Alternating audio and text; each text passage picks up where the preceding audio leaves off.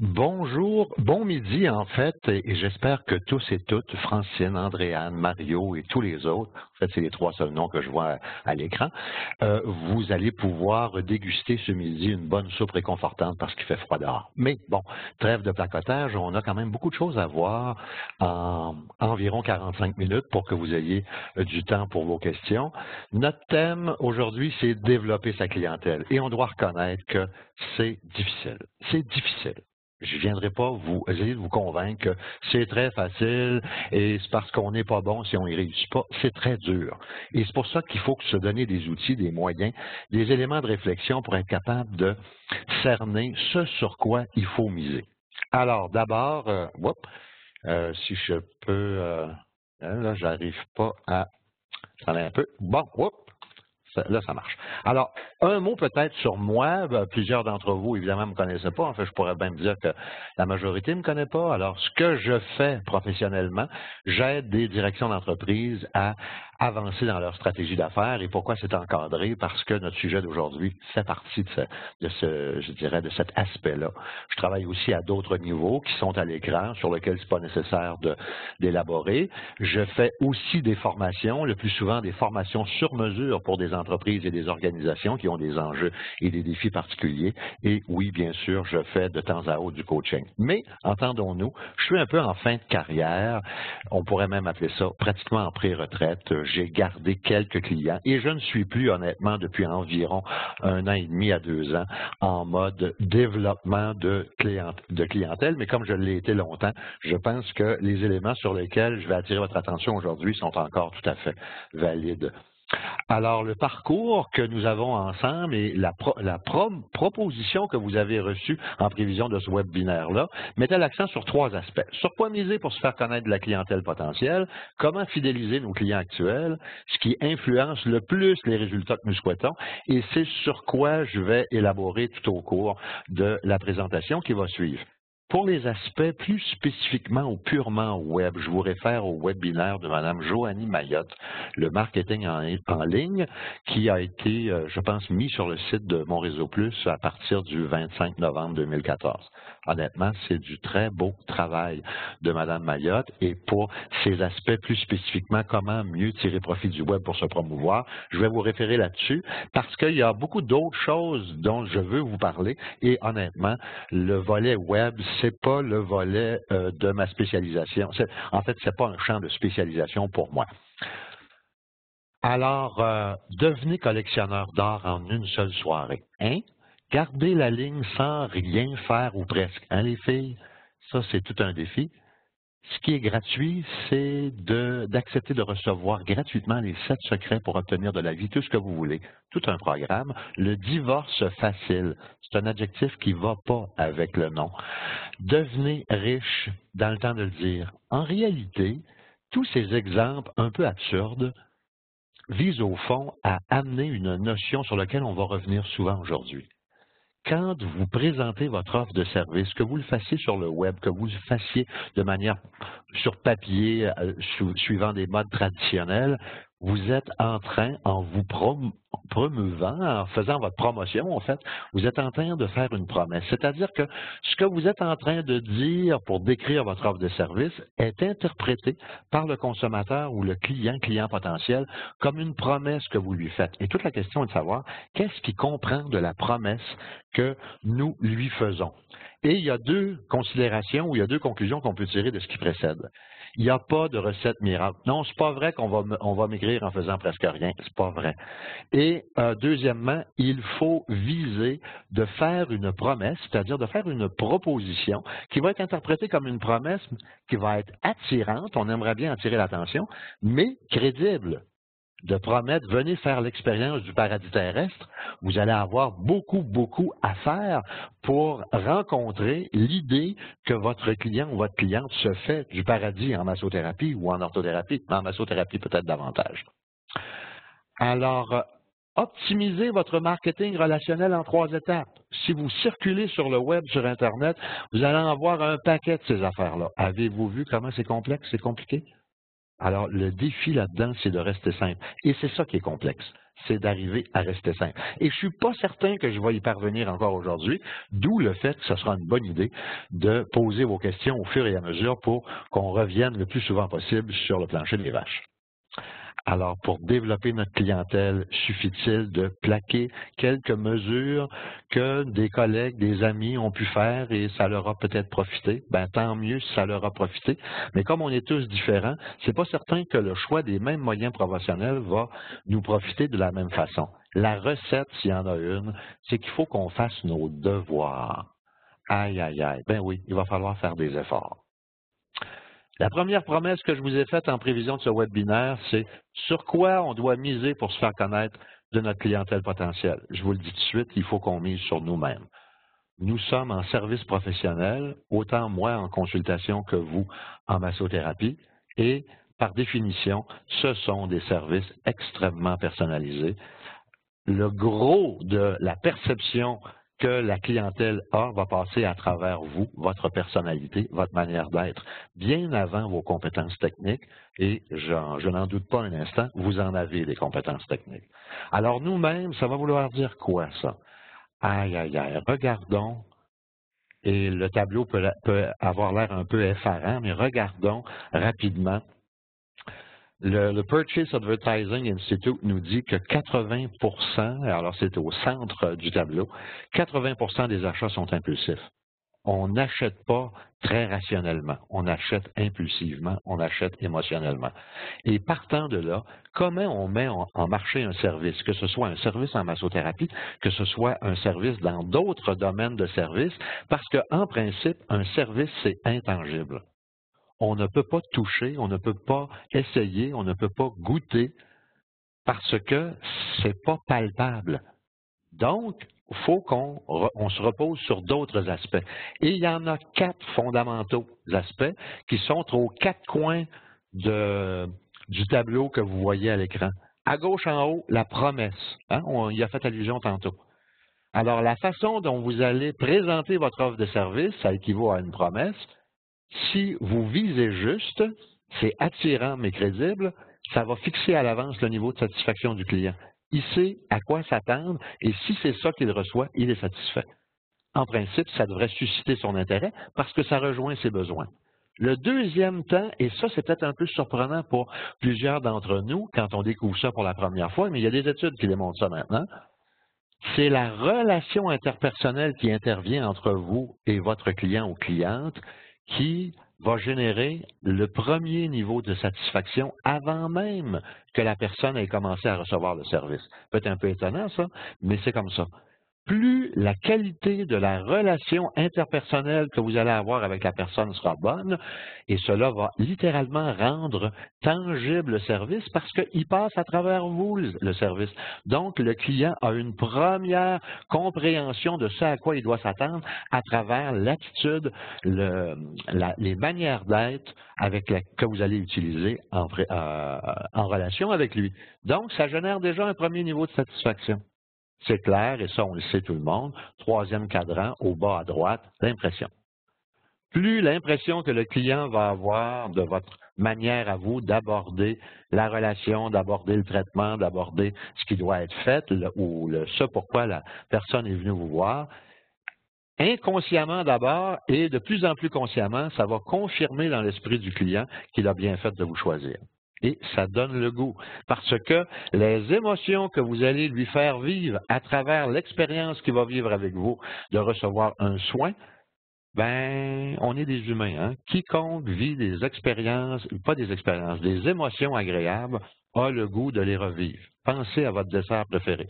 La première fois que vous y avez goûté, vous dites « Ouh, que c'est bon ça! » Alors, quand vous retombez là-dessus, c'est tentant d'en racheter et c'est tentant d'en refaire de nouveau l'expérience. C'est la même chose. Les grandes marques, d'ailleurs, vous l'avez constaté sans doute vous-même, ils nous vendent des émotions, à bien avant le produit. Et donc, le fait de vivre des émotions qu'on veut revivre, ça crée un lien et déjà, vous commencez à entrer dans l'ADN du client et à travailler sur la fidélisation. Bon, c'est un peu théorique, mais replacez-vous dans Quand j'annonce mes services, je suis dans ma promesse. C'est quoi que j'annonce? C'est quoi que les gens comprennent? La relation, quand j'accueille quelqu'un, quand la personne appelle pour prendre des renseignements ou prendre des rendez-vous, quand la personne arrive, quand je la conduis en cabine, comment ça se passe? Tout le relationnel. L'impression que cette personne-là a de moi, de la manière dont je m'exprime, de la manière avec laquelle je l'accueille, de la façon dont je suis habillé, etc. Et les émotions que la personne vit, de faire l'expérience non seulement du soin lui-même, mais de toute l'expérience à partir de l'accueil et tout ça. Et il y a donc des questions et la diapositive suivante nous amène ensuite à s'asseoir dans notre chaise à nous. Là, à la diapo précédente, on était dans la chaise du client. Maintenant, on est dans notre chaise à nous d'offreur de service. Et on regarde chacun des 4 temps au niveau de ma promesse. Est-ce que je l'ai formulé de manière attirante, mais aussi crédible? C'est important d'être crédible. Relationnellement, ma manière de me comporter avec le client, est-ce que ça inspire confiance? Est-ce que ça lui donne le goût? Troisièmement, l'impression, est-ce qu'il y a une bonne impression? Quatrièmement, est-ce qu'il vit des émotions intéressantes? Qu'est-ce qu'il vit de faire affaire avec moi? Et ça, vous voyez les flèches, c'est que c'est un processus, comme les Anglais disent, c'est un work in progress. Plus vous allez cheminer continuellement à l'intérieur de ça, plus ça va prendre de la force et plus vous allez en arriver à identifier les émotions majoritaires que vos clients vivent avec vous et à les reproduire dans votre offre de service, plus votre offre de service va évidemment devenir performante et vos moyens promotionnels également. Et c'est ça qui fait que le service que vous offrez, qui est en principe intangible, devient tangible à travers la promesse qui attire, la qualité de la relation que vous vivez, que vous faites vivre, la satisfaction que le client retire du service qu'il reçoit et les émotions.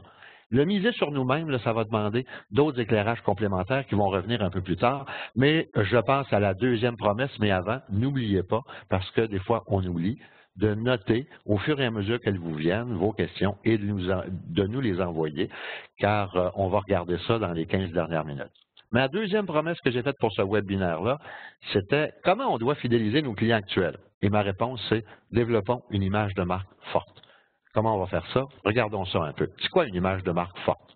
Bien, au bas de la diapositive, étant donné que nous avons de petites entreprises, la plupart du temps comme travailleurs autonomes, notre image de marque ou notre marque, c'est au fond la réputation qu'on construit, que nous bâtissons et qui est basée sur ce qui nous distingue. En quoi on est un peu, beaucoup, moyennement différent. Alors, l'image de marque forte, c'est cette traduction de qui on est, de ce qui nous distingue, de ce qui fait notre marque, de ce qui fait qu'on est différent et qui est traduit à l'intérieur de notre offre de service et qui fait les effets que vous voyez autour du cercle qui commencent par susciter confiance, désir, qui déclenchent des actions au niveau des prospects et des clients, qui créent de la préférence. Bon, qui permet d'imposer des prix soutenus, ça va s'appliquer aux très grandes corporations. On peut penser à Apple. Le monde devient fou à chaque fois qu'il y a un iPod neuf qui sort et qu'on est prêt à faire des fils à pu finir et à payer le plein prix. Mais évidemment, ça prend des images de marque, des marques extrêmement puissantes pour être capable de faire ça. Donc, on ne tiendra pas trop compte de ça parce que c'est le fruit et le résultat d'un très, très long travail très appliqué et très professionnel. Pour comprendre un peu la réalité des marques, en 2010, Léger Marketing a demandé aux Québécois, à beaucoup de Québécois en fait, quelles étaient les 10 meilleures marques pour eux. Et vous voyez les résultats. Il y en a à peine 2 qui sont des marques, au fond, québécoises et canadiennes, là, si on peut dire, Jean Coutu et Radio-Canada. Les autres, peut-être aussi Bureau en gros, je pense maintenant que c'est américain. Et ça, c'était les choix des consommateurs. À droite, vous avez dans le tableau les meilleurs, mais 4 ans plus tard, et sélectionnés par des experts. Et là, on se dit, oh mon Dieu, ils n'ont pas sélectionné les mêmes choses. Bon, évidemment, le travail des experts a consisté à parler des marques, celles qui sont très présentes dans le marché québécois.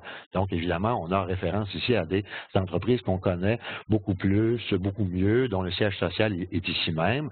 On voit qu'il y a Radio-Canada et Jean Coutu qui se retrouvent dans les 2 listes.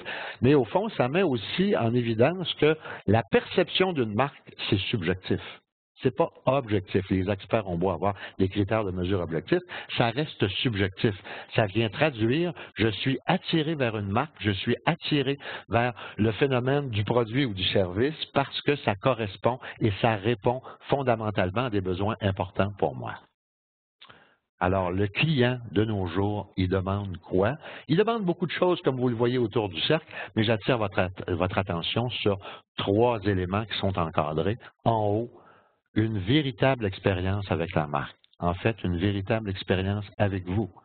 Et ça veut dire tout ce qui entre dans ce qui devrait constituer l'expérience que vous voulez faire vivre à votre clientèle, disséquer ça, départager ça pour être capable de mettre en évidence, d'exploiter, de mettre en valeur les éléments qui vous démarquent le plus.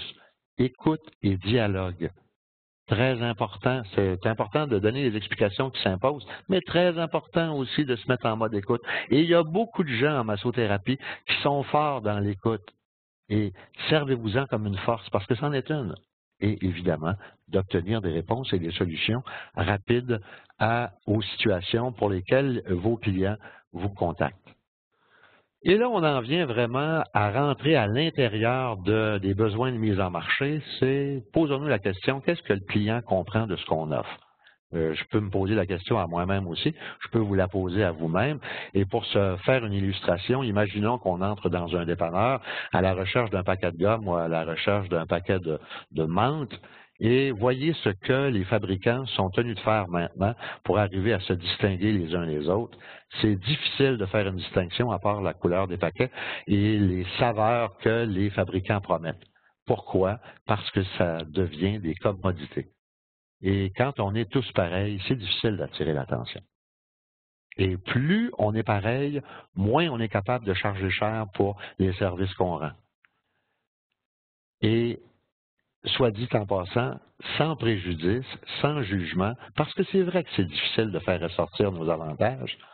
Si vous allez sur le web et vous consultez des propositions, des offres de services, des promotions offertes par des massothérapeutes au Québec, vous en avez ici un léger aperçu. Et là, il y a des cartes, il y a des messages qui ont l'air un peu bizarres parce que j'ai masqué les noms et les coordonnées. Il ne s'agit pas de pointer du doigt qui que ce soit. Il y a des gens qui parviennent à mettre un peu plus en évidence ou à suggérer un peu plus la nature de ce qu'ils proposent et de ce que le client peut s'attendre à recevoir. Il y en a d'autres pour qui c'est plus difficile et on vend davantage la massothérapie que les raisons pour lesquelles on devrait aller vous voir, vous. Et c'est vrai que ça demande des efforts d'arriver à cerner notre message. Et c'est vrai aussi, comme je vous le disais à l'origine, c'est difficile, c'est dur. Pourtant, les Québécois, on aime rire. On a-tu des humoristes? On en a beaucoup maintenant. Ça n'a pas toujours été le cas. Et on en a un échantillon à l'écran. Et on peut dire raisonnablement qu'ils nous font tous rire. On a nos préférences. Il y en a qui nous font plus rire que d'autres. Mais chacun a adopté une approche, un style. En fait, chacun a adopté un autre mot qui va apparaître maintenant dans la suite des choses, un positionnement. On ne s'attend pas de Martin Petit qu'il va aborder l'humour de la même façon que Mike Ward, etc. Et pourtant, nous, comme consommateurs et comme clients, on est capable, même s'ils font tous de l'humour, ils nous font tous rire, on est tous capables de faire des choix distinctifs parce qu'on sait à qui on a affaire, à quelle sorte d'humour on a affaire. Bien, il faut un peu aller dans cette direction-là. Comment, comme massothérapeute, même si on est plusieurs à offrir la même chose, comment on va pouvoir, nous, se distinguer? Je faisais référence tantôt à commodité, hein, les paquets de gomme. Ce qu'on peut trouver partout, c'est une commodité. Et une commodité, c'est pas le fun à avoir à vendre des commodités. Regardez ce que les compagnies d'assurance sont pris pour faire. Pour nous convaincre d'aller chez eux, ils organisent des concours, gagner jusqu'à 25 000 $. Pourquoi? Parce qu'au fond, fondamentalement, ils vendent toute la même chose. Donc, comment arriver à se distinguer là-dedans quand on vend exactement du pareil au même? Et le plus beau programme qui fait rire, c'est le programme Kilo de SSQ Auto. Quand on nous dit, on ne vous vend que les kilomètres dont vous avez besoin. Tous les assureurs font ça quand ils nous cotent une soumission. Mais eux, parce qu'ils ne savent pas sur quoi miser d'autres, ben, ils ont décidé de mettre ça en valeur et de nous faire croire que eux vont nous faire bénéficier de réductions, de meilleures conditions parce qu'ils vont nous charger seulement le kilométrage qu'on fait. Mais tous les assureurs font ça. Pensez maintenant, les plus vieux d'entre vous, vous vous rappelez peut-être même d'avoir déjà vu le Swanson TV Dinner tel qu'il apparaissait à la fin des années 70 et au début des années 80. En son temps, c'était une innovation extraordinaire qui a devancé, qui a prévu le bouleversement des femmes qui allaient atterrir sur le marché du travail, moins de temps pour faire les repas, etc., mais qui est devenu une commodité par la suite. D'ailleurs, TV Swanson a été dépassé complètement. Il y en a tellement maintenant qui nous offrent dans les comptoirs de surgelés toutes sortes de propositions, dont certaines sont meilleures que d'autres. Mais au fond, vous comprenez un peu l'esprit de, on peut devenir un innovateur, mais si on ne continue pas à travailler sur notre innovation et à garder de l'avance, ben on peut être dépassé et devenir éventuellement une commodité. Puis c'est pas le fun d'être une commodité. C'est dur à mettre en marché une commodité et c'est plus difficile de faire des bons revenus. Alors, si chacun d'entre nous est unique, pourquoi est-ce qu'on cherche à ressembler à tout le monde tout le temps? Hein, le phénomène de la mode, là, c'est un peu ça, là, de ressembler à tout le monde. Alors que ici, la pertinence, c'est faire en sorte de mettre en valeur les facteurs de différenciation qui font qu'on est différent, qui vont nous aider à attirer l'attention, susciter l'intérêt, donner l'envie d'essayer puis de revenir. La question qu'on doit se poser comme offreur de service, c'est quoi le client doit percevoir qui l'intéresse? Qu'est-ce qui va être perçu comme recherché par le client? Et je vous dirais tout de suite, mettez l'accent sur montrer les bénéfices de recourir à vous. Identifier ces bénéfices-là. C'est pas facile à faire, ça demande de la réflexion, il faut travailler un peu, mais c'est faisable. Comment? Ben, il y a des outils qui viennent un peu plus loin. Voici un exemple. Ici, la promesse qui est faite, et on voit qu'il n'y a pas beaucoup de mots, et c'est vrai qu'on a enlevé un peu pour enlever l'identification puis les coordonnées, mais il n'y a quand même pas beaucoup de messages dans ce message-là. La promesse ici, c'est un résultat. On a affaire à un athlète olympique. Et il a appelé son entreprise Perform Massothérapie. Donc, il y a un lien direct entre les deux. On sait un peu à quoi on doit s'attendre, d'autant qu'il fait du thérapeutique. Il doit comprendre ça un peu, les douleurs, lui, comme athlète olympique. Il a dû déjà se blesser, il a dû déjà beaucoup s'entraîner, etc. Donc, il tire profit d'un avantage. L'avantage, pour lui, est évident. Des fois, c'est pas évident autant pour tout le monde, chacun et chacune d'entre nous. Hein, ça, c'est un peu comme Céline Dion. C'était facile à voir à 8 ans qu'elle était pour devenir chanteuse. Je ne savais pas qu'elle était pour devenir aussi importante qu'elle l'est devenue. Pour d'autres personnes, des fois, c'est moins évident, nos talents, nos forces, mais il faut qu'on s'arrête à se poser, à regarder ça quand même. N'oubliez toujours pas de noter et d'envoyer vos questions au fur et à mesure. Des fois, on les oublie vers la fin. Et ma troisième et dernière promesse, c'est quoi qui influence le plus les résultats qu'on recherche en voulant se faire connaître et se promouvoir auprès de la clientèle? C'est ce qu'on appelle les 3 C. Rapidement, la réputation de votre entreprise ou de votre pratique professionnelle à titre d'entreprise va se construire sur ces 3 C-là. Ça se résume à soyons consistants, soyons constants, soyons cohérents. Oui, il y a de l'ouvrage là-dedans. Il n'y a pas de recette miracle. Ça ne se fait pas en criant ciseaux ou en criant lapin. Soyons consistants, ça veut dire quoi? Il faut arriver à éclairer sur quoi repose l'intérêt que les gens ont de nous connaître et de vouloir nos services à nous. C'est facile de poser la question, c'est moins facile d'y répondre. On aura des moyens tantôt simples pour essayer de cheminer là-dedans. Et rappelez-vous ici que c'est un work in progress. Les premiers temps qu'on se pose la question, ce qu'on trouve, c'est peut-être pas très, très encourageant, mais le but, c'est d'y revenir périodiquement, de peut-être même aller chercher de l'aide de d'autres personnes dans notre entourage et de réfléchir ensemble là-dessus. Chemin faisant, on va éclairer de plus en plus et on va être surpris de voir que, on trouve des choses qui étaient pourtant évidentes à notre avis et dans notre esprit, mais qu'on ne faisait pas le lien direct. Soyons constants, c'est que faisons-nous pour livrer la même qualité de service tout le temps? Et ça, le client n'a pas besoin, lui, de le savoir spécifiquement et en détail. Mais nous, on a besoin de le savoir. Sur quoi on mise? C'est quoi notre plan de match à l'interne? Parfois, on va faire une expérience de consommation dans un magasin, dans un restaurant, puis on dit « Hey, c'était vraiment intéressant ».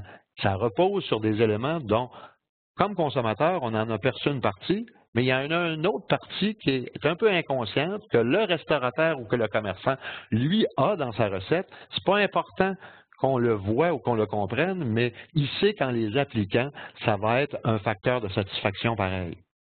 Alors, c'est un peu ça aussi ici dont il est question. Et enfin, soyons cohérents. Est-ce que notre message, ma promesse, ce que je vais explicitement dire sur Internet ou ailleurs pour inciter les gens à venir me voir ou à m'essayer, est-ce qu'il dit la même chose à tout le monde? Est-ce que quand j'en parle, est-ce que quand j'écris des choses sur mon blog ou sur ma page affaires de Facebook, etc., est-ce que je dis les mêmes choses, le même message à tout le monde? C'est important que je frappe tout le temps sur le même clou. C'est ça qui fait la cohérence. Donc, les 3 C, là, ils sont exigeants. Ça demande de la discipline. Il faut y revenir périodiquement. Ça demande de l'authenticité. Il faut dire les vraies choses, mais il faut être honnête avec nous-mêmes aussi. Puis ça demande de l'humanité. Hein? Faut savoir. Et d'ailleurs, ça, c'est pas trop inquiétant, l'humanité, parce que les gens qui sont en massothérapie, c'est les gens qui sont naturellement intéressés à prendre soin. Donc, vous êtes des gens à valeur humaine, je dirais, élevée en partant. Donc, ça devrait être déjà un atout sur lequel vous n'auriez pas trop avoir à vous inquiéter. Une bonne chose à vérifier par rapport aux 3C, c'est quoi, et le quoi là veut dire le plus saillant, le plus important, quoi de notre promesse, qui se traduit dans notre message promotionnel, quoi de l'impression donnée qui va se traduire dans la présentation et dans l'image corporative que j'essaie d'imposer, quoi dans la relation client, l'aspect humain du service et l'émotion vécue d'être client, passe dans tous nos points de contact avec la clientèle. C'est quoi les points de contact? C'est quand je suis en contact sur Internet, à travers mon site Web, à travers ma participation dans les réseaux sociaux, au téléphone, lors de la prise de rendez-vous, du rappel ou que je fais à des clients, etc., etc., les moyens publicitaires que je prends, que ce soit format traditionnel, papier ou autre, même aussi des choses auxquelles on ne pense pas, mais c'est promotionnel une enseigne ou encore un lettrage sur ma voiture. Et dans le face-à-face, la présence en clinique, dans les relations publiques que vous pouvez faire, dans les présentations où vous allez, dans les occasions où vous avez de rencontrer des gens et tout ça. Donc, si vous faites toute la liste de tous ces points de contact-là que vous avez périodiquement, est-ce que le message est cohérent et le même partout? Ça, c'est une vérification qui n'est pas trop difficile à faire. Regardons clarté du message. Musculo-postural, clinique d'orthothérapie en haut à gauche. Vous connaissez le métier, musculo-postural, clinique d'orthothérapie, vertèbres déplacées, c'est très évident pour qui comprend le b.a.-ba du métier. Mais pour un profane, est-ce que ça va le rejoindre autant? C'est beau, mais est-ce clair? Je ne sais pas. Je vais en bas à droite. Massothérapie, relaxation sublime. Wow! Le mot sublime, espérons que c'est sublime. Parce que si ça l'est, wow, c'est une belle promesse. Et en bas à gauche, mon préféré, massochezsoi.com. Masso kiné à domicile. C'est simple, mais clair. On comprend tous de quoi il s'agit. Donc, ce que je veux vous dire aussi, c'est que le message, pour être clair, n'a pas besoin d'avoir énormément de mots, mais il a nécessité une réflexion pour aller toucher qu'est-ce qui est le plus significatif à communiquer pour la clientèle. Oups, minute, vous vous dites, comment on fait pour en arriver à un message qui parle au client? Regardons ça rapidement, parce que je vois que le temps passe, puis je prends un peu plus de temps que ce que j'avais prévu dans l'exposé de certaines affaires. On a d'abord à se demander pourquoi, le quoi, et ou pour qui on veut exercer. Est-ce que nous aimons surtout procurer une expérience de détente exceptionnelle ou traiter en thérapeutique? Est-ce qu'on aime surtout nous occuper des besoins de certaines catégories de gens, femmes enceintes, bébés, enfants hyperactifs, personnes atteintes de cancer, sportifs, travailleurs, etc., etc.? On ne le sait pas. Bien, commençons par observer quelle sorte de gens on attire dans notre clientèle et pour quelle sorte de besoins ils viennent. Qu'est-ce qui les a amenés jusqu'à nous, jusqu'à maintenant? On va avoir déjà des premiers repères intéressants. Deuxièmement, je vous propose un livre. C'est rare que je fasse ça, je ne touche pas de redevance là-dessus. Découvrez vos points forts. Marcus Buckingham, Donald Clifton. C'est un livre qui n'est pas facile à trouver dans le sens que quand on va chez Renaud-Bré ou ailleurs, où on veut l'acheter même sur Amazon, il est rarement disponible sur le champ. Il faut le commander, il est backorder. Mais ça met en évidence une chose, il n'y a personne qui a réussi dans la vie en corrigeant sans cesse ses faiblesses. Ça met le focus sur identifier nos forces naturelles et il y a un outil là-dedans qui nous aide à les identifier. Et ça peut être un très bon point de départ de pouvoir consciemment identifier sur quoi reposent nos points forts principaux. D'ailleurs, à la page 87 de ce livre-là, vous êtes invité à aller faire un test sur Internet. Moi, je l'ai fait plusieurs fois. Au début, j'ai pensé que c'était de la bouillie pour les chats. C'est pas vrai. C'est vraiment très aidant. Moi, ça a changé beaucoup de choses dans ma vie. Éventuellement, on pourra en reparler. Là, j'ai pas trop de temps à élaborer là-dessus, mais ça pourra faire l'objet de vos questions si jamais ça vous intéresse davantage. Et dans le fond, le deuxième point de la diapositive, on n'aime pas personne traiter avec des gens qui sont bons en tout. Être bon en tout, c'est un peu être bon en rien, là. Et donc, c'est important de, même si on veut s'adresser à une clientèle pleine et entière de tout âge, c'est important d'être capable de mettre l'accent sur des éléments d'une expertise qui est recherchée de ce qu'on est apte à faire et à réaliser le mieux. Troisièmement, établissons notre positionnement. J'ai fait référence tantôt à la notion de positionnement. C'est quoi le positionnement? C'est qu'une fois que vous avez cerné votre ou vos atouts principaux, c'est basé là-dessus. Est-ce que vous êtes particulièrement accessible? Est-ce que vous êtes particulièrement disponible? C'est cet atout principal-là qu'on va chercher à communiquer fortement, orienté, et c'est ça qui va devenir le positionnement, orienté vers, par exemple, un résultat, une qualité de service, un style de vie recherché. C'est beaucoup ce que Tim Horton a fait en misant sur le café, alors que Dunkin' Donut mettait l'accent, pas Dunkin' Donut, mais oui, c'est ça, Dunkin' Donut mettait l'accent sur les beignes. Et Starbucks, hein, qui aurait cru il y a quelques années qu'on serait prêt à payer 4-5$ pour un café? Ça pourrait mettre l'accent sur une spécialité que vous avez, une exclusivité, une facilité d'accès, de la disponibilité, une diversité de services. En fait, c'est un peu infini les choix de positionnement. N'oubliez pas d'envoyer vos questions. Un positionnement réussi va reposer sur un message clair qui va mettre en évidence les bénéfices à retirer par le client de faire affaire avec vous. Es-tu crédible dans le sens que c'est possible et c'est souhaitable? Est-ce que c'est cohérent dans le temps? Si vous faites la promotion de la meilleure qualité dans votre coin avec des rabais fréquents, c'est pas cohérent. On n'a pas besoin de faire de rabais quand on offre la meilleure qualité.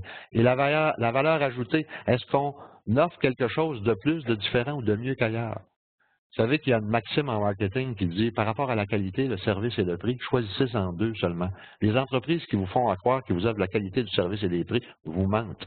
On ne peut pas, pour être rentable, être capable d'offrir les trois. Si j'offre de la qualité et du service, mes prix ne seront pas bon marché. Si j'offre du service et des très bons prix, je n'aurai pas de qualité.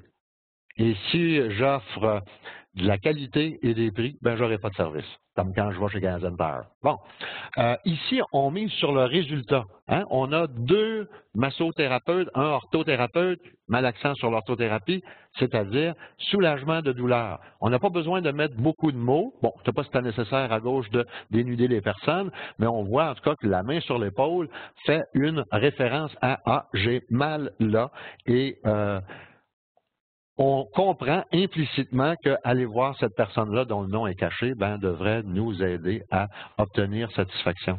À gauche, on a quelqu'un qui mise sur une ambiance de qualité. À droite, sur un style de vie. Aider le corps et l'esprit à conserver la santé. Offrez-vous un vrai cadeau pour vous-même. On mise sur un style de vie, c'est-à-dire introduisez désormais la massothérapie dans ce qui fait que dans ce qui vous rend la vie agréable. Les gens qui vont chez le coiffeur, la coiffeuse à période fixe, qui vont en esthétique, qui ont besoin d'un abonnement de golf l'été, l'hiver, font du ski, etc., et qui vont introduire ça périodiquement parce que ça fait partie du plaisir de vivre. C'est ça qu'on appelle style de vie. Vous avez à gauche disponibilité, 7 jours sur 7, mais aussi résultat, traitement efficace et rapide de vos douleurs, aussi spécialité, spécialisation en médecine chinoise, aussi exclusivité, spa au bord du lac, sauna infrarouge, facilité de paiement, Visa, Mastercard. Attention à ne pas trop promettre. Si on promet beaucoup, un, il faut livrer beaucoup. Et deux, pour le client, ça devient peut-être un petit peu difficile de faire ressortir plus spécifiquement ce qui va l'attirer parce qu'on lui parle à plusieurs niveaux en même temps. À droite, c'est la disponibilité aussi, ouvert séjour, de 9 à 9, et la diversité. On voit en bas dans l'encadré suédois, oriental, sportif, shiatsu, détente, californien, drainage lymphatique, pierre chaude, etc. Donc, il y a de la variété, de la diversité. Le message que vous allez élaborer, il parle par. Dans certaines approches, on va miser sur les caractéristiques. On en a vu dans les exemples. Suédois, californien, shiatsu. L'impact sur le client est faible. Le client, qu'est-ce que ça lui fout de savoir que c'est du suédois, du californien ou du shiatsu, entre vous et moi?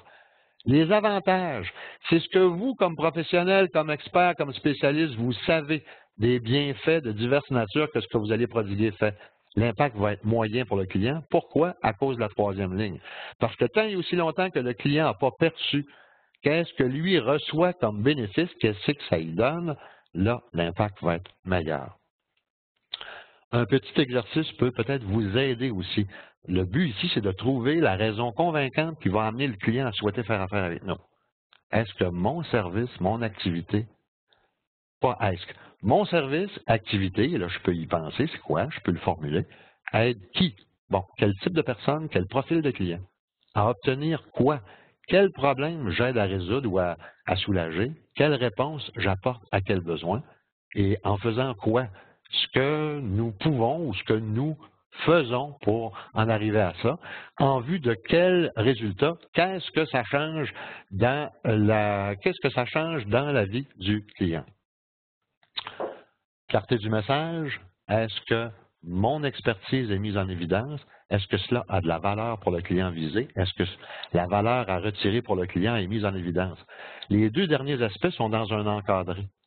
C'est difficile pour nous, de la position que nous occupons, d'être capable de voir ça. Qu'est-ce qu'on peut faire?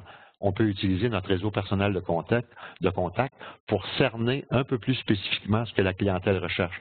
Vous pouvez le faire de deux façons suivant, ce avec quoi vous êtes le plus confortable. Mais la première méthode est, à mon avis, la plus efficace. Faites un souper spaghetti. Invitez des gens qui sont des utilisateurs de services. Invitez aussi des gens qui sont peut-être un peu plus proches de vous, qui vous connaissent, mais qui sont quand même capables, qui ont assez de recul pour vous dire les vraies choses et qui ne vont pas uniquement essayer de vous plaire. Faites un remue-ménage, faites une espèce de souper à la Jeannette Bertrand. Et posez des questions, essayez de comprendre qu'est-ce qui attire les clients, ce pourquoi les clients se déplacent en massothérapie, ce qu'ils recherchent, etc., etc. L'autre volet, c'est d'en contacter au téléphone et de faire ça un à un. Mais c'est moins bon parce qu'il n'y aura pas le volet interaction. Quand on parle de développement de clientèle, on parle aussi d'attirer des nouveaux clients. La théorie dit il y a le public cible qui est constitué des prospects, des consommateurs. Il y a la fidélisation du client qui va devenir par la rétention des supporters, des défenseurs, des partenaires, par le fameux bouche à oreille. Et mon Dieu que ça passe vite, il reste 3 minutes. J'attire votre attention sur le fait que plus vous allez arriver à fidéliser les clients existants que vous avez, plus ça contribue à développer votre clientèle. Pourquoi? Ben, le deuxième élément nous dit qu'il en coûte de 5 à 7 fois plus de trouver un nouveau client que d'en retenir un. Et ça se maintient dans le temps. Il y a des sources multiples qui ont validé ça. Mais plus décourageant, c'est 15 à 40 des clients qui se disent satisfaits vont quand même nous quitter chaque année. Ils ne nous le diront pas.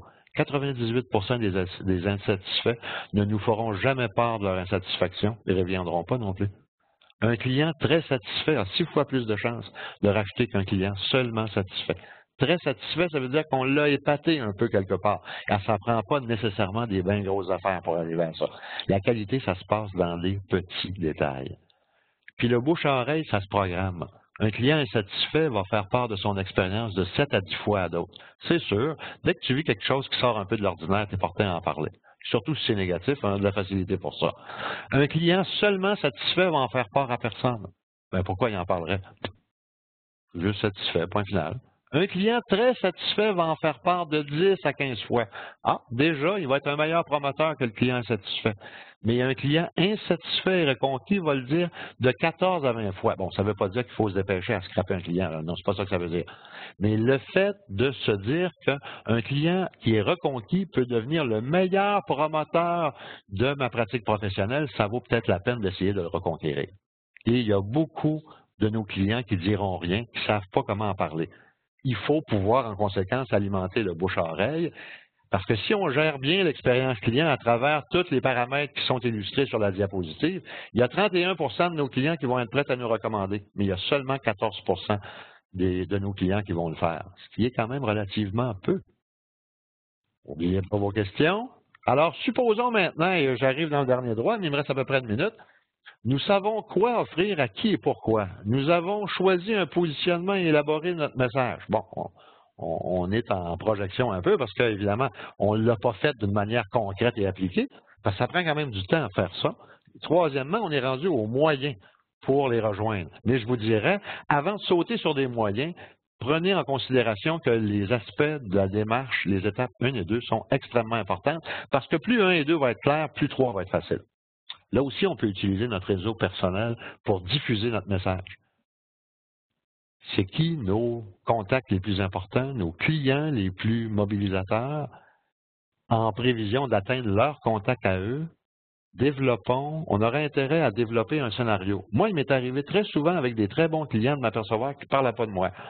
Et à un moment donné, j'ai osé poser la question, il s'appelait André, le gars. Je dis, André, pourquoi tu n'en parles pas? Ben, il dit, je ne sais pas quoi dire. Comment ça, tu ne sais pas quoi dire? C'est inouï. Est-ce que c'est utile pour toi? Ben oui. Est-ce que tu es satisfait? Ben oui. Ben alors pourquoi tu n'en parles pas? Ben, je ne sais pas comment aborder ça. Je ne sais pas quoi dire. OK. Donc, si on veut activer ou développer davantage le bouche-à-oreille, il faut peut-être l'alimenter davantage. Des moyens de promotion qui sont peu coûteux en dollars. Diffuser notre message par des multiplicateurs naturels avec un scénario et une motivation. Une motivation, c'est quoi? Donner des certificats cadeaux à la personne qui va vous amener des clients. Ça peut être une façon simple de faire ça. Un multiplicateur naturel, c'est qui? Quelqu'un m'a dit à un moment donné qu'il avait utilisé une serveuse de restaurant qui avait le tour avec la clientèle. Il a donné un peu le défi. Si les 10 certificats cadeaux que je te donne, pour lesquels j'ai mis ton nom en arrière, reviennent, je vais t'en donner les certificats cadeaux pour toi. Ils sont tous revenus. Et à ce moment-là, le temps que la personne, que le thérapeute investit pour se faire... En fait, c'est du temps qu'il investit au lieu de l'argent en moyens promotionnels et en publicité. Demandons à notre réseau de contacts. C'est fou comment on connaît des gens à qui on ne demande rien. Demandons. Moi, mon maître à penser là-dedans m'appelle 2 à 3 fois par année. Il y a toujours quelque chose à me demander. Il ne commence pas de même. Il commence à va, as-tu passé des belles fêtes, blablabla, mais il finit toujours par me demander quelque chose. Et c'est important de savoir demander. Demander à nos contacts, à nos amis. Et, bon, offrir des mini-conférences, des ateliers, distribuer notre dépliant sur notre territoire. On n'est pas obligé d'acheter des publisacs. On peut se réunir avec des amis, des parents, puis se répartir le quartier, puis d'aller porter nous-mêmes les choses dans une boîte à mal aussi. Programme de rappel des clients 2-3 fois par année. Trouver des bonnes raisons d'appeler les clients pour leur rendre service. Pas pour vous rendre service, vous, mais juste pour garder le contact. Devenez chroniqueur dans votre hebdo régional ou blogueur sur le web. Si c'est une méthode, si vous avez de la facilité avec la communication qui vous rejoint bien, vous allez progressivement imposer votre image comme celle d'un expert. Choisir une cause et faire du bénévolat, ça peut être très bon aussi. Et dites-vous bien que quand on est au début de notre pratique et qu'on a peu de clients, ben on n'a pas beaucoup d'argent, mais on a plus de temps. Et à ce moment-là, nos moyens pour nous promouvoir peuvent passer à travers du temps investi. Trouver une clientèle captive aussi, c'est une façon stratégique de grossir, de consolider notre base de clientèle dans une résidence personnes âgées, dans un camping, un terminus d'autobus, des festivals. Il y en a beaucoup l'été. S'installer à proximité d'une source de clientèle potentiellement importante pour nous, dépendamment du positionnement de la sorte de clientèle à qui on s'adresse, hôpitaux, CLSC, cégep, installations sportives, centres de loisirs. Et aussi se dire qui, connaissant qui pourrait m'aider. Vous pouvez peut-être à ce moment-là adhérer à LinkedIn. C'est un réseau de contacts professionnels. Et ça peut devenir un lieu de repérage pour identifier des contacts qui pourraient devenir stratégiques, qui pourraient peut-être même devenir éventuellement des multiplicateurs naturels. Je suis en train de manger à la période de questions. Bon, il en reste combien de diapos? Ça achève, hein? Alors, je vais aller vite un peu. Je dis ça depuis tantôt, c'est pas si... Bon diffuseur de messages. Une carte d'affaires de qualité, une carte cadeau splendide, une carte fidélité motivante, c'est sûr que si ça prend 10, 15 traitements avant d'en avoir un gratuit, c'est pas bon. Une enseigne qui rappelle votre message 24 heures sur 24. C'est très négligé la qualité des enseignes dans le domaine des services professionnels et professionnels de la santé. Ceux que j'ai vus qui ont le mieux compris ça, c'est les chiropraticiens.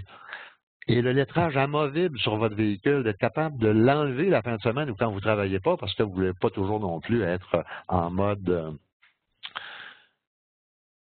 Et 0% de rabais. C'est fou comment on a peur de ne pas développer de clients et là, on est prêt à faire des rabais. C'est pas une bonne idée de faire des rabais. Si j'avais un peu plus de temps, je vous l'expliquerais davantage. Donnez plus à place pour le même prix, que le client perçoive qu'il en reçoit davantage pour le prix régulier ou standard qu'il paie. Qu'est-ce qu'on fait avec les médias sociaux? Si vous décidez, si vous êtes actif sur les médias sociaux, Facebook ou autres, rappelez-vous que les attentes, bon, c'est peut-être 2013, mais c'est le plus récent que j'ai trouvé, les attentes des socionautes, notamment ceux qui sont encadrés dans le milieu du tableau, 80% souhaitent bénéficier de conseils, 82% souhaitent des informations exclusives, 80% souhaitent bénéficier d'un service client plus réactif. Donc, vous avez ici trois dimensions, trois aspects sur lesquels ça vous fournit des pistes très importantes pour orienter les messages et comment alimenter l'intérêt sur votre page. Mais la proportion des internautes qui sont susceptibles de nous contacter comme entreprise de services professionnels dans tout le flot de gens qui circulent sur Internet, il n'y en aura que 16%. Il reste que c'est quand même beaucoup, mais il faut faire attention aussi de ne pas trop espérer, de ne pas trop attendre du web. Quand on nous propose comment bâtir un plan stratégique, je vous dirais ce qui est important, c'est ce que d'ailleurs Joanie Mayotte dans le webinaire qui vous a été présenté en novembre dernier, le marketing en ligne, a rappelé avec raison. Tous les experts s'entendent pour dire, commençons par comprendre comment les clients qu'on vise utilisent Internet pour ensuite établir les moyens de les rejoindre. Et trop d'entreprises procèdent à l'inverse. Ils développent leurs outils, ils développent leurs moyens. Puis après ça, ils essayent de mesurer dans quelle mesure ça intéresse la clientèle qu'ils visent rejoindre. Bien sûr que le web est un outil puissant, mais le contact personnel demeure extrêmement précieux dans un service professionnel personnalisé, et les services professionnels sont des services. Enfin, voilà le moment arrivé pour vos questions, parce que là, j'ai peur d'escamoter vos questions. Bon. Il y en a-tu des questions? Attendez un peu, c'est ma première expérience en webinaire, ce qui fait que faut que je m'acclimate un peu au procédé. Bon. Alors, par ordre d'importance, peut-être, là, attendez un peu. Ceci, là, non, ça, c'est pas une question. Bon, OK. Reparlez-nous du test pour nos forces à la fin, s'il vous plaît. Hey, oui, ça, c'est une question que j'aime. Et en même temps, je ne sais pas si je peux y retourner pour que vous ayez, ça n'a pas l'air, pour que vous ayez l'image. Ouais, je vais essayer de retourner rapidement en même temps. Tiens, c'est ici. Ça, là, ce livre-là, quand je l'ai découvert en l'an 2000, il coûtait 19,95 $. Aujourd'hui, ils vendent presque 50 $. Je trouve que c'est un scandale épouvantable parce qu'ils en ont vendu des millions et des millions de copies dans, je ne sais pas trop, 60 langues. Ce qu'il y a d'intéressant avec ce livre-là, c'est le seul livre que je connais que tu n'as pas besoin de lire pour en tirer profit. Et dans un monde rapide, c'est le fun de savoir que tu n'as pas besoin de taper le livre au complet. Qu'est-ce que ça fait, ce livre-là? Ça repose sur une recherche où Gallup, la grande firme de sondage, l'université américaine, c'est extrêmement gros, Gallup, a investi 15 ans de recherche, a mis au-dessus de 50 millions à partir au-delà de 2 millions d'entrevues sur 5 continents, des gens de tout âge, de toute race, hommes, femmes, etc., pour essayer, et avec l'aide de neurologistes, de spécialistes du cerveau, de psychologues, de mathématiciens, d'un paquet de monde, d'essayer d'isoler des talents numériques. Ils sont arrivés, pas numériques, c'est-à-dire des talents génériques. Ils sont arrivés à en identifier 34. Et tous ces talents-là, c'est des bons talents. Et le livre vise à nous expliquer que les gens qui ont des réussites exceptionnelles, voire même des réussites, même s'ils ne deviennent pas millionnaires, c'est pas grave, mais qui sont heureux dans la vie, qui sont épanouis et qui font ce qu'ils aiment, etc., c'est des gens qui ont misé toujours à se développer à partir de leur force première et non pas en essayant continuellement de corriger leurs faiblesses. Et ils ont identifié qu'une force, c'est une certaine manière de penser associée à un certain ressenti émotionnel, associée à une certaine manière d'agir. Et dans le cerveau, il y a je dirais, des autoroutes neuronales qui se développent, qui viennent lier cette habilité particulière de penser que nous avons avec un ressenti émotionnel lié à une certaine manière d'agir. Et c'est ça qui fait un talent. Et ils en ont identifié 34 différents. Et quand on fait le test à la page 87, ça nous permet de découvrir nos 5 plus importants. Moi, je vous dirais que ça a changé ma vie pour une raison. C'est qu'avant, j'essayais de plaire un paquet de monde. Et j'acceptais des mandats, des travaux pour lesquels j'étais, admettons-le, je l'admets maintenant, moyennement bon et des fois pas trop bon. Ce qui fait que je ramais en Moses pour produire un résultat. Des fois, j'avais un résultat plutôt moyen. Le client était moyennement satisfait, pour ne pas dire poli et pas trop satisfait. Je développais pas trop ma réputation de même. Je travaillais plus fort pour moins de résultats. Et dans ce test-là, ça m'a permis, parce que le fait de connaître nos 5 talents, c'est pas ça qui est le principal. C'est qu'une fois qu'ils sont identifiés, et le livre te sert à aller chercher des explications sur chacun de tes 5 talents et des illustrations dans la vie de tous les jours, c'est à partir de ce moment-là, tu te mets à t'observer toi-même. Et là, t'observant, tu te mets à voir comment se manifestent ces aptitudes-là, ces éléments de force qui sont en toi, dont tu étais plus ou moins conscient, parce que de toute façon, ils se développent pareil. Hein, notre système musculaire, il se développe pareil, même si on ne s'entraîne pas au gym. Mais on s'entend que si on suit un programme d'entraînement, on a des chances de se développer davantage. Mais c'est pareil là-dedans. Je vais développer mes forces pareilles, mais ils vont se développer un peu au ralenti, un peu comme quelqu'un qui s'endort un peu quasi endormi. Alors que si je m'en occupe de manière active et consciente, je vais pouvoir les développer davantage. Or, ce que les auteurs de la recherche qui rendent compte de cette recherche-là dans ce livre-là disent, plus vous allez repérer des activités que vous faites dans lesquelles passent un ou plusieurs de vos talents, surtout dépêchez-vous pas dans la vie à déléguer ça à quelqu'un d'autre parce que non seulement ça vous construit à être capable de pouvoir produire un résultat toujours meilleur avec de moins en moins d'efforts, mais en même temps, c'est ce qui contribue le plus à vous rendre heureux. Pourquoi il y a des danseurs, des artistes, des musiciens qui arrivent à un niveau élevé de performance, puis là, on se dit, mon doux Seigneur, hein, il a-tu fallu qu'ils travaillent? Mais pour eux autres, c'était pas du travail. Hein? C'est un peu de ça ici dont il s'agit.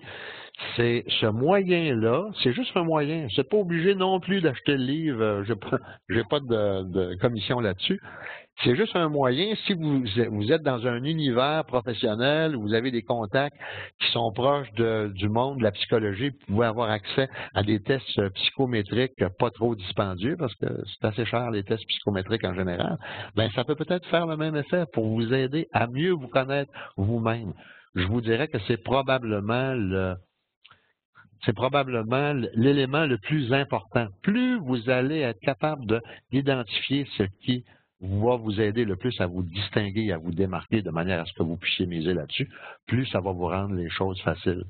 Comment alimenter le bouche-oreille? Et on pourrait un peu terminer avec ça parce qu'il y a plusieurs questions qui reviennent et qui sont formulées différemment par vous et qui reviennent à dire, dans le fond, à peu près ça. Comment j'alimente le bouche-oreille? J'en ai un peu parlé tantôt, c'est commencer par comprendre qu'est-ce qui attire les clients. Pourquoi les clients vont vous voir? Qu'est-ce qu'ils recherchent? Qu'est-ce qu'ils demandent? Qu'est-ce qui est important pour eux? Qu'est-ce qui fait la différence entre une expérience dont ils sont vraiment très satisfaits d'une expérience moyenne? Comment ça s'est passé? De manière à ce que vous puissiez modeler aussi votre offre de service en conséquence. Et ensuite, une fois que vous avez cerné ça dans qu'est-ce que les clients achètent et pourquoi ils achètent ça, réunissez, je vous disais tantôt, il y a 2 façons que vous pouvez le faire. Réunissez un groupe autour de la table. Comment vous pourriez soit mieux comprendre encore les motivations et les intérêts et les bénéfices que veulent retirer la clientèle qui va en massothérapie. Et ensuite, avec vos contacts, avec les gens qui sont proches de vous, comment les rejoindre. Et là, C'est une chose qu'on est gêné. On est gêné de faire, de demander. Tu pourrais-tu m'aider? Tu pourrais-tu en parler dans ton milieu de travail? Voici ce que j'aimerais, à partir de ce que tu m'as communiqué, des satisfactions que tu as retirées d'utiliser mes services, voici ce que j'aimerais que tu puisses dire. Tu pourrais-tu le faire à la cafétéria? Tu pourrais-tu le faire à la pause? Tu pourrais-tu le faire avec tes collègues? Tu pourrais-tu en parler? Tu pourrais-tu l'introduire comme étant « Ah, tiens, en fin de semaine, ah oui, ce que j'ai fait d'intéressant » ou encore « Dans les derniers jours, qu'est-ce qui ressort de... qu'est-ce que... Wow, hey, j'aurais le goût de vous parler de... » Tu sais, il y a moyen de l'amener. Prenez du temps pour y réfléchir, parce que oui, c'est vrai, quand on est en mode improvisé, on est un petit peu embêté, mais on ne sait pas trop quoi répondre. Bon. Est-ce que ça répond à votre question? Je sais pas trop. Là, je vois pas beaucoup d'autres commentaires qui s'ajoutent. Est-ce que ça vous aide à comprendre un peu mieux comment alimenter le bouche-à-oreille? Il y a d'autres éléments qui s'ajoutent. Il faut proposer un programme de référencement avec sa clientèle fidèle, c'est la meilleure solution. Un programme de référencement, pas trop sûr de comprendre ce que vous voulez dire, mais ça a certainement beaucoup de bon sens. Il y a beaucoup d'infos, j'ai de la difficulté à avoir une méthodologie à travers tout ça. Devrais-je prioriser quoi? Oui, c'est probablement une bonne question. J'ai peut-être le défaut de vouloir trop en dire. Cherchez à établir ce sur quoi vous devez miser, vous, à partir de vos forces, de vos talents, du style de clientèle que vous voulez satisfaire, du mode que vous voulez utiliser, quelle approche vous avez en entreprise, en massage sur chaise, etc., etc. D'établir, de cerner ça. Qu'est-ce que les clients retirent le mieux, le plus de ce que vous faites pour eux? Mettez ça en valeur, allez chercher des connivences, des complices à travers des multiplicateurs naturels des gens de votre entourage, incitez-les à parler de vous autour de vous. Vous n'aurez pas besoin à ce moment-là d'investir beaucoup d'argent. Et ça peut être étonnant de voir à quelle vitesse, tranquillement pas vite, en répétant ça régulièrement, comment la roue va se mettre à tourner. En tout cas, ça a fonctionné pour moi. Ça a fonctionné pour beaucoup de gens que je connais. Pourquoi ça ne marcherait pas pour vous? On peut se laisser un peu sur cette constatation-là. Et je vois aussi que l'heure est arrivée, mais avant de vous quitter, j'ai un peu une sorte de mot de la fin, et je suis désolé là, si ça a été un petit peu à brunch vers la fin. C'est ma première expérience, vous me pardonnerez. En conclusion, en moyenne, on retient, et ça aussi les recherches nous disent ça, 10% de ce qu'on entend, et là vous avez entendu pas mal de choses de ce que je vous ai dit aujourd'hui, 20% de ce qu'on voit, alors je vous ai montré quelques images qui étaient associées aux choses que j'essayais d'expliquer, et 60% de ce qu'on met en pratique. Donc la conclusion pour moi, c'est à travers tout ce qu'on a évoqué ensemble aujourd'hui, choisissez-en une idée et osez la mettre en pratique, cheminer, avancer dedans. Essayez de prendre quelque chose qui n'a pas trop de conséquences financières pour ne pas vous mettre dans le trouble non plus. Et sur ce, je vous souhaite tout ce que vous méritez, c'est-à-dire beaucoup. Prenez soin de vous et à une prochaine. Au revoir.